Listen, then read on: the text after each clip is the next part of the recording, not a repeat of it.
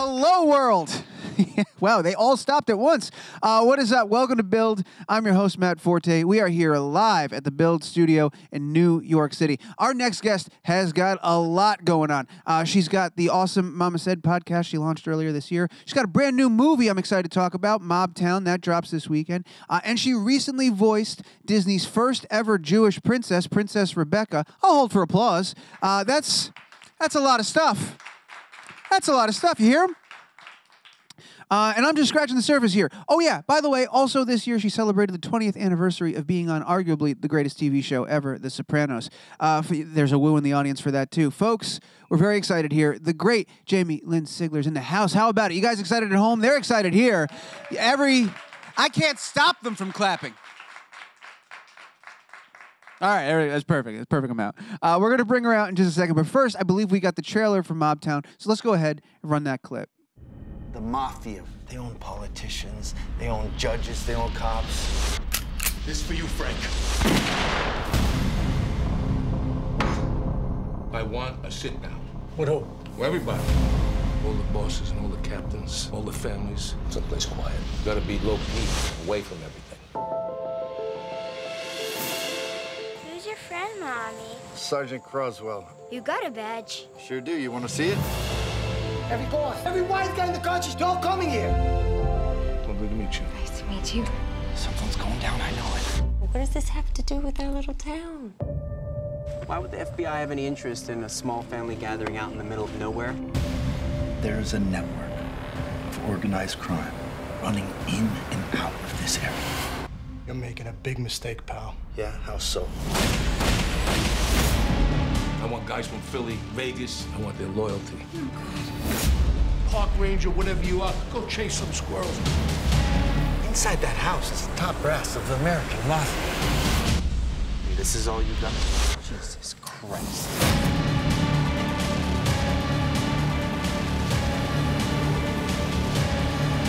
You do something for me, you'll do it. You aim to kill, you kill. Oh, man. Ladies and gentlemen, make some noise. The great Jamie-Lynn Sigler is right here. Come on. Oh, thank you. Jamie, congratulations on this movie. I'm so excited to talk to you about it and just everything you've got going on right now. Such a great time for you. How are you doing? How's life going? How's Jamie? Life is great. I've been really busy, and which is a great thing. And somebody recently told me, and I'm trying to remind myself of it all the time, and I think it's good for everyone to think about. I'm trying to be where my feet are. Because I have 2 young kids at home, and even when I'm with them, I can wish I was working, and when I'm working, I wish I was with them. So I'm just trying to enjoy wherever I'm at, whenever I'm there. Which is easier said than done. Yes. I think, for sure. Especially, a day like yesterday, I was following you on social media, and I saw you did, I don't know, a million interviews. You were everywhere yesterday. Maybe just shy of. Just shy of a million. We're working all day. You know, you've been in the business for a minute now, since you were 16, maybe a little bit younger. Is this part of the process the hardest part, going all these different things, all over the place, the traveling, the talking, all that? Is that? No, I wouldn't say it's the hardest part.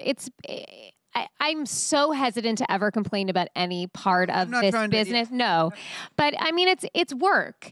Yeah.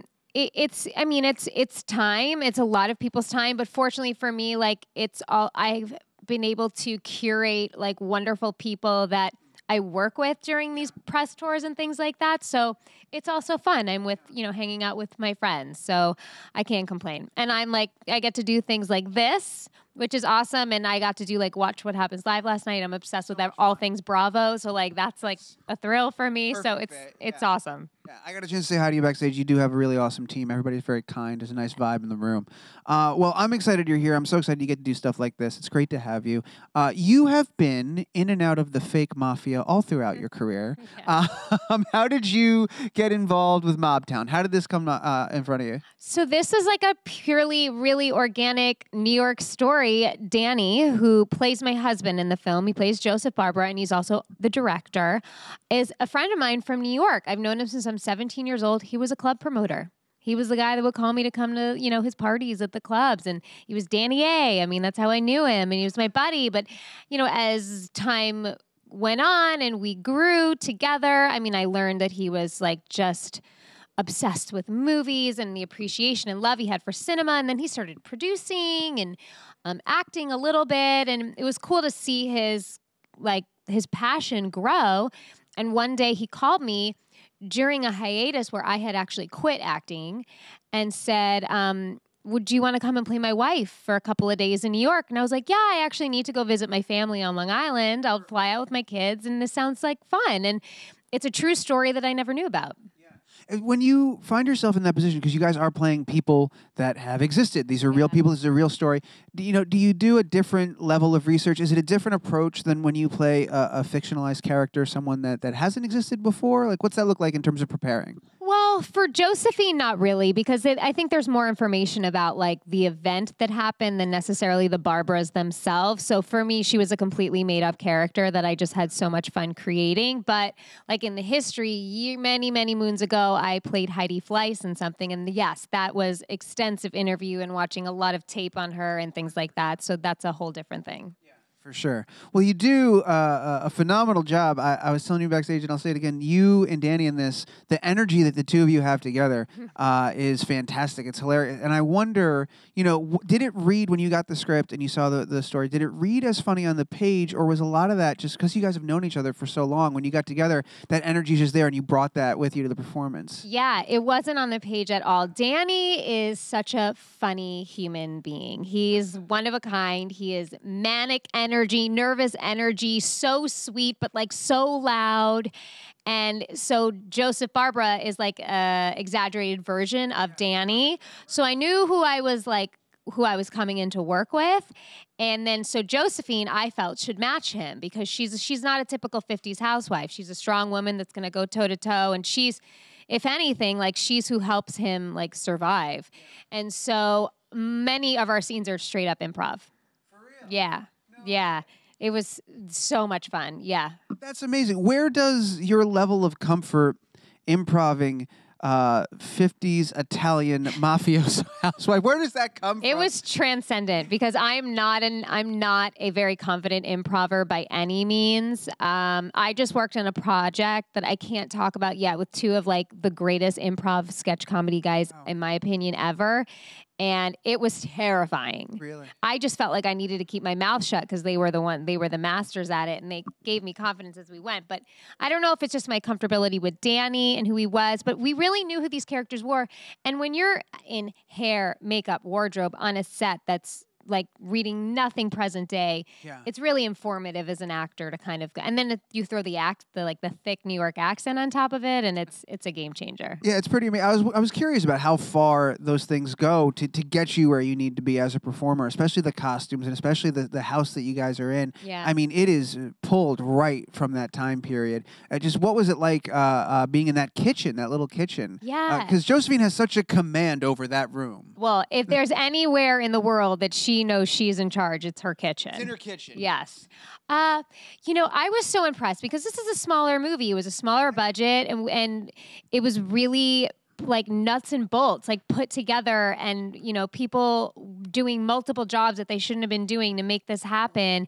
And I was just so impressed with what they were able to do with that tiny kitchen. There was nothing present day about it, from the stove to the fridge to each dish. It was amazing. Are you, what's a holiday like at the Sigler house? Is the kitchen a similar chaotic environment? Are you a big cook in the kitchen? Yeah. So I grew up not having many people over, and I always wanted that. So when I find that, like, when you have kids, it's like your opportunity to like live the childhood you wanted. Invite chaos into your life.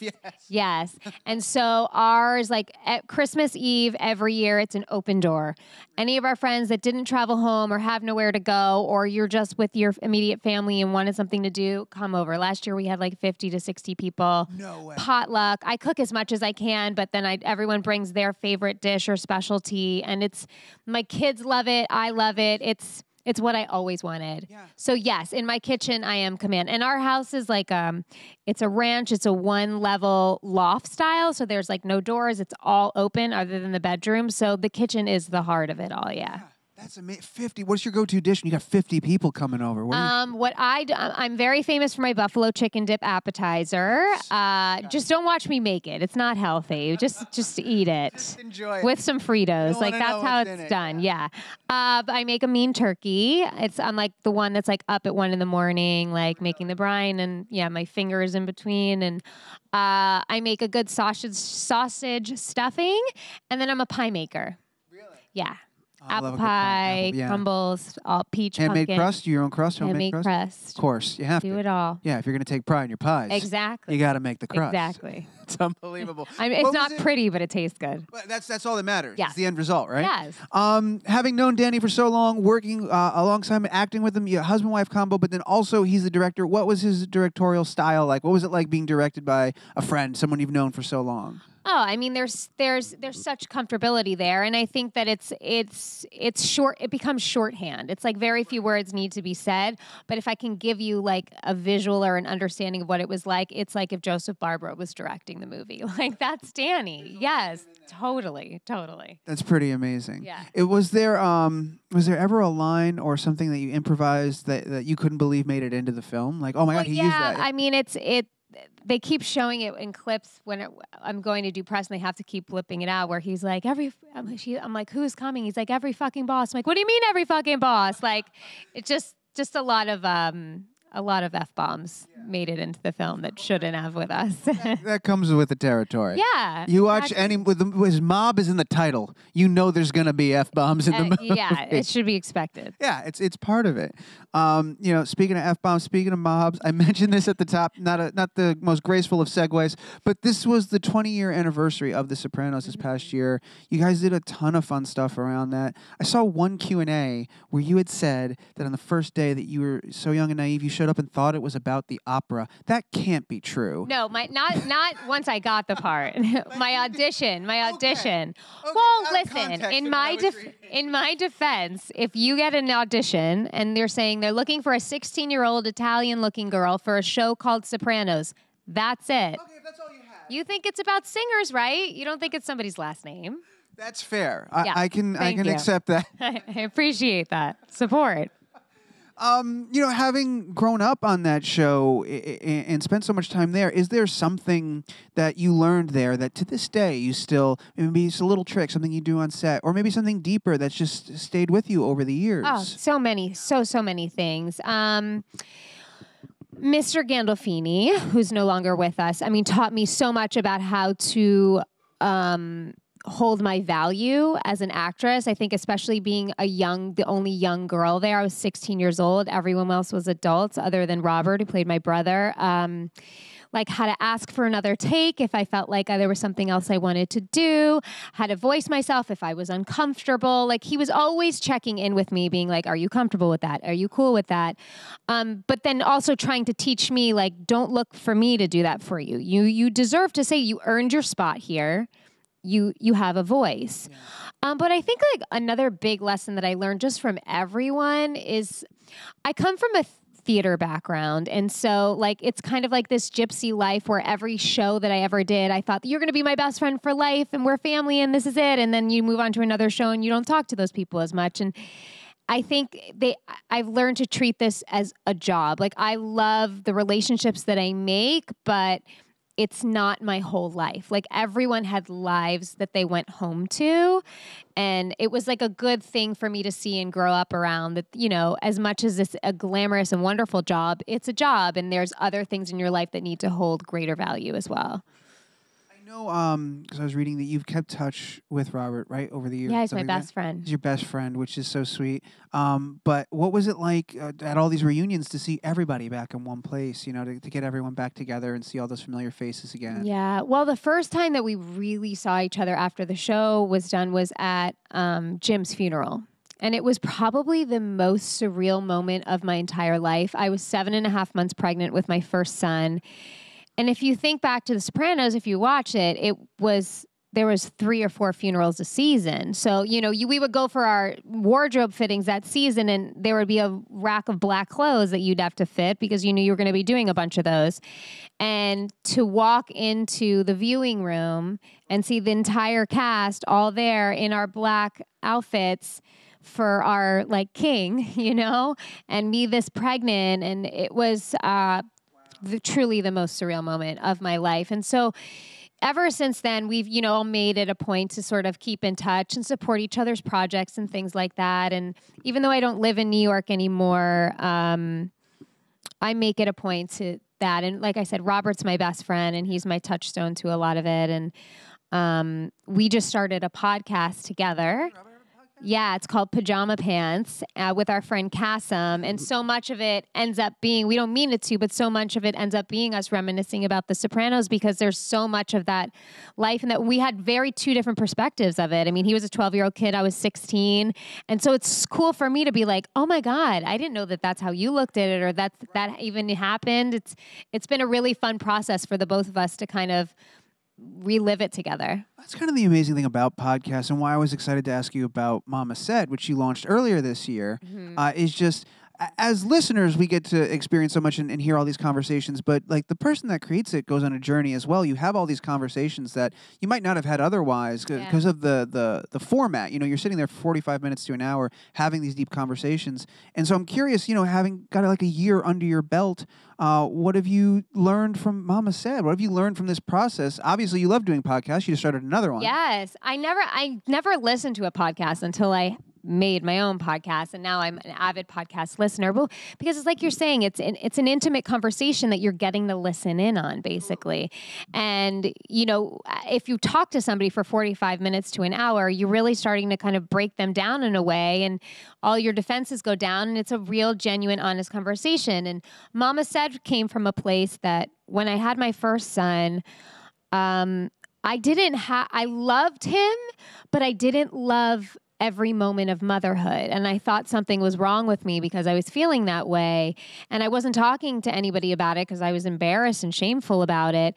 And as he grew and I grew and our relationship grew, you know, I grew more confidence as a mom. But then when I got pregnant with my second, in anticipation of that, I reached out to my friend Jenna, who was also pregnant with her second, and being super honest and candid. And she was like, oh, I feel that way, or I've done that, or I've thought that. And I'm like, really? And so realizing I wasn't alone, that everyone else felt this way, we just decided to start this podcast. And it's a true, honest conversation about parenting and motherhood and husbands and sex and all of it. And sometimes I'll forget that people will listen to this later and be like, oh, that's out there forever. But it's liberating, and we've created such a great community of moms. And we just had a friend that has two sons that are autistic, and she spoke so beautifully and freely for that full hour about her journey, and to see the messages of all the moms that felt heard and understood. And it's what it's all about. And I think also people love to hear when we interview other actresses and celebrities.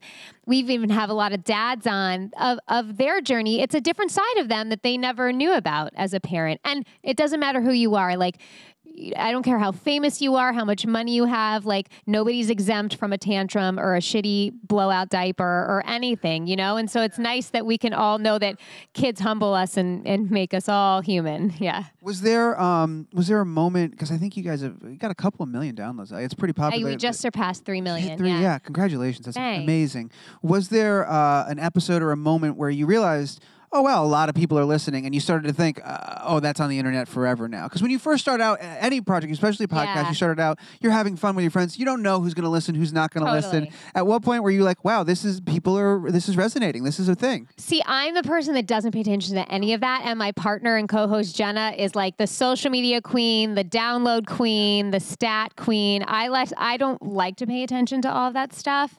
But from the first episode, it felt like magic. It felt like it was right. It was what we were supposed to be doing.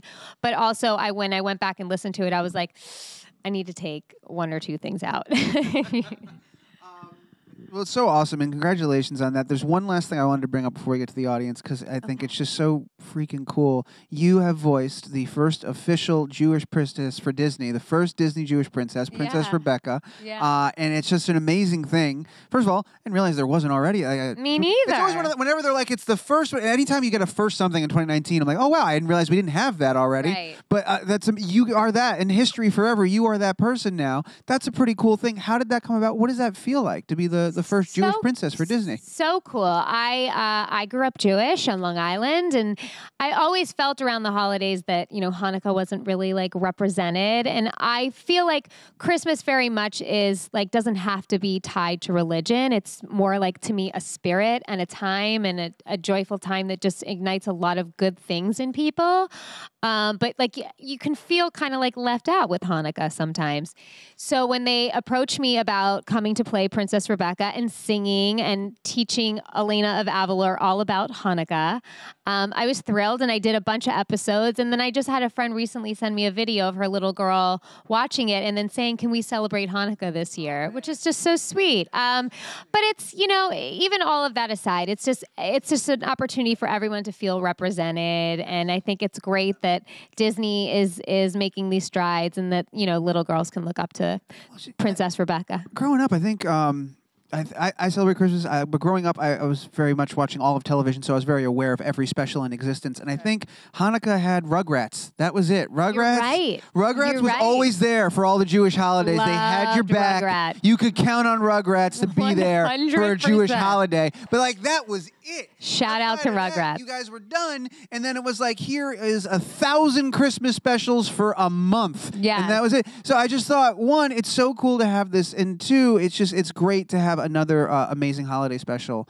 out there. And what a great honor and a cool thing. Great honor, yes. Well, speaking of honors, I've been honored to have you here. I could talk to you for another hour, but I want to make sure we have tons of time for all of our audience members and fans out there.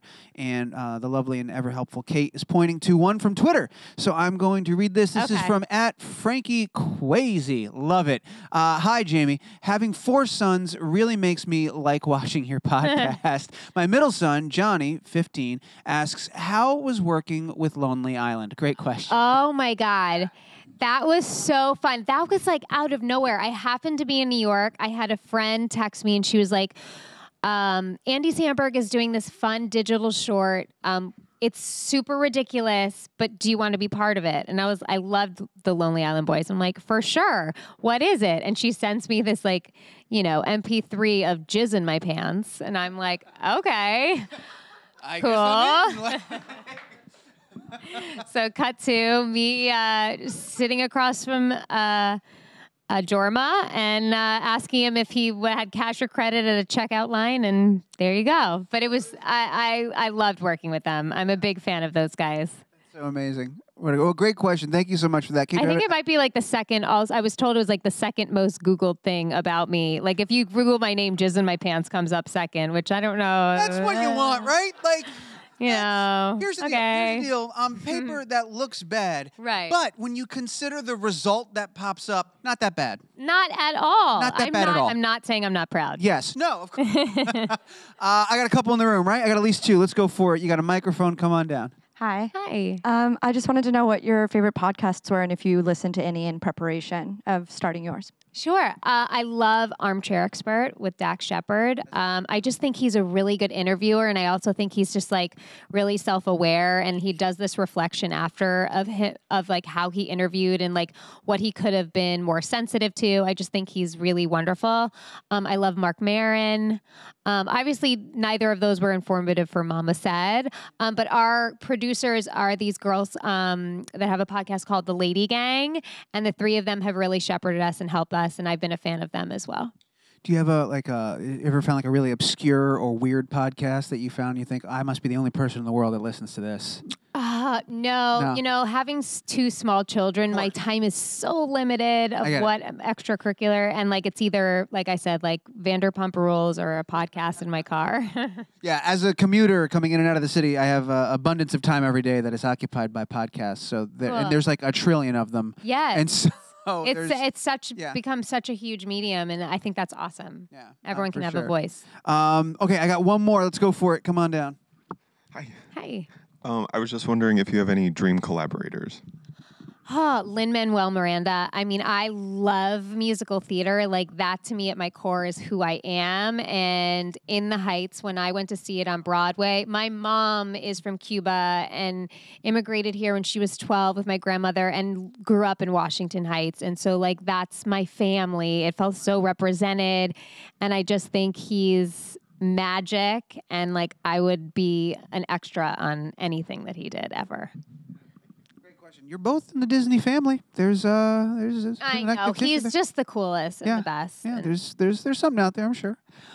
we put it out there. That's what you got to do. You got to put it out in the universe. It is out there. Yes. It is a thing. Mobtown is this weekend. It's going to be, it's in theaters and it's on digital and on demand, so people have to check it out and see you you guys. don't have to leave your house. You know, you have to go anywhere. You just watch it. And that's what none of us want to go anywhere. I'm surprised we're all here right now. Me Honestly. too. Honestly. What are any of us doing here? Let's all go home and watch something. And let's see what else. The podcast Mama said, that's on wherever podcasts are. It's on iTunes, it's everywhere. Yes. I have another movie. Pajama Pants is my other podcast. And I have another movie. It's a kids movie called Adventure Force 5 coming out on Vudu on December 19th. It's like mixture. It's live action, but it's like if Big Hero 6 and Goonies had a baby. It's so fun and kids will love it. You tweeted a great trailer for that. It looks so much fun and so amazing. Oh, I wish we had more time. All right, you got to come back. We got to talk about all the other stuff. All right, we got that. We got the movie. We got the podcast. What else? Anything else? What else you got going on? I don't know. Happy holidays. Happy holidays, one and all. You guys were a great audience. Thank you so much for hanging out with us. Thanks to those who tuned in live. Do me a favor. Make a ridiculous amount of noise. Join me in thanking the great Jamie-Lynn Sigler for being here.